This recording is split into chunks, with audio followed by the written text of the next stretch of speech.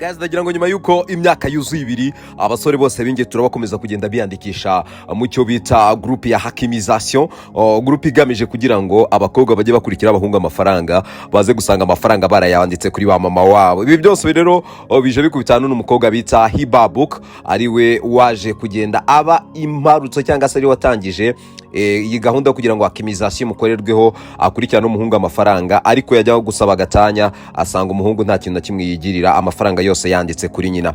Nyuma y'imyaka 2 rero umukobwa afashe icyemezo aravuze ati rero reka ngense nkubaganirira mbabwiza ukuri situation yabayeho. Ati rero ngiye gushaka gutandukana na Hakimi ntago bwari ubushake bwanjye, ati nta nubwo nanabyifuzaga. Ati rero Hakimi yari urukundo rw'ubuzima bwanjye, ati na n'uyu munsi ndabyicuza kuva Hakimi ari kubaho wenyine kandi nanjye ndahangaha mfubusa. Ati rwose ibintu byambayeho, ati nibishokore nakuwe mu nshuti zanjye, ati barambwira ati wowe uko bigenza kose ushobora kuba wasaba gatanya ubundi mukabasha kugabana amafaranga, ati ariko ryari kosa rikomeye. Ibi byose bije uyu mugore wa Hakimi arimo gusaba imbabazi avuga ati binashobotse Hakimi akamwizera bakongera bakabana, nyuma yuko Hakimi asinya amasezerano kuva kuba atakirimo guhembwa miliyoni 10 ku mwaka akabirimo guhembwa miliyoni 28 ku mwaka n'ikipe ya Paris Saint-Germain ndetse n'izindi endorsement nyinshi yamaze gutsindira. Ibi byose nanone umugore akabagenda avuga ngo rwose Achraf Hakimi mu gihe cyose bagiye babana ati rwose yari umugabo w'imfura, ati yari inyangamugayo, ati burya nanjye ntaga nubwo ari amafaranga nari mukurikiyeho atangira icyizere wenda tukibanira, ati byaba ari sawa cyane.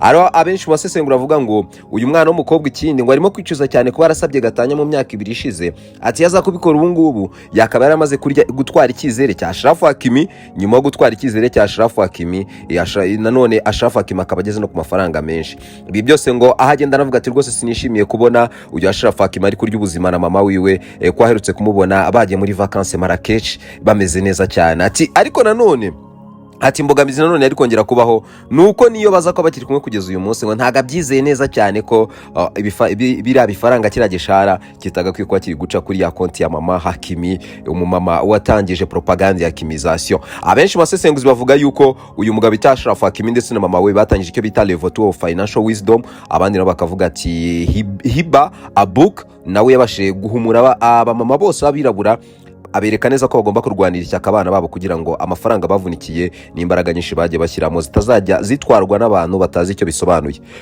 Guys, namwe nimuze mumbwire Hiba aravugisha ukuri ari mu rukundo nake kugira ngo Hakimi wacu yongera bitekerezeho yongera muha umwanya, cyangwa ari bya bindi by'abakobwa? So namwe muze mumbwire. Je nitwe Vino Kwizera Paso Koto Visa Larga. Nurenga kuri no post utadufollowinze uzamera nk'umutageri bwami ite kubeshywa byinshi.